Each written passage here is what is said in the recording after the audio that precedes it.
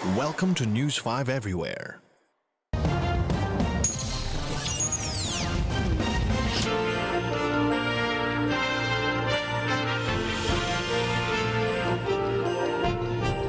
Umiksena po ang ilang kabataang nagprotesta kasabay ng pagdiriwang ng Araw ng Kalayaan sa Kawit, Cavite. Nabahiran din ng kontrobersya ang selebrasyon ng pangunahan ito ng matunog na sunod-sunod umanong Senate President na si Franklin Drilon. Mayan Los Baños, ikwento mo. Kung sa Aguinaldo Shrine mapayapa ang naging seremonya para sa Araw ng Kalayaan, sa audience area, agaw eksena ang ilang kabataang nagtangkang magkilos protesta.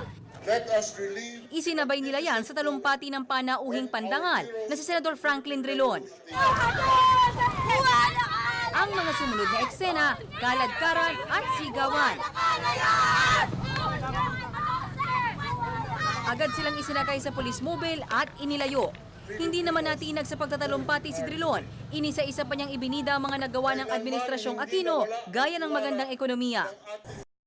Kahit na nagkaroon ng paghahati ang pamilya, komunidad at mga kaibigan noong nakarang halalan, kailangan nating magpatuloy sa ating mga pangarap. Pero ang okasyon tila nabahiran sa ginawang pagpapakilala sa kanya ni DOTC Secretary June Abaya.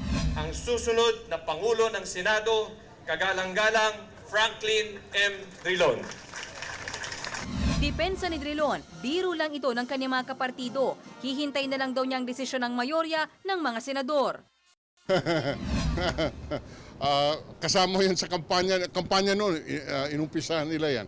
Kaya ito, nagbibiro yung aking mga kasama.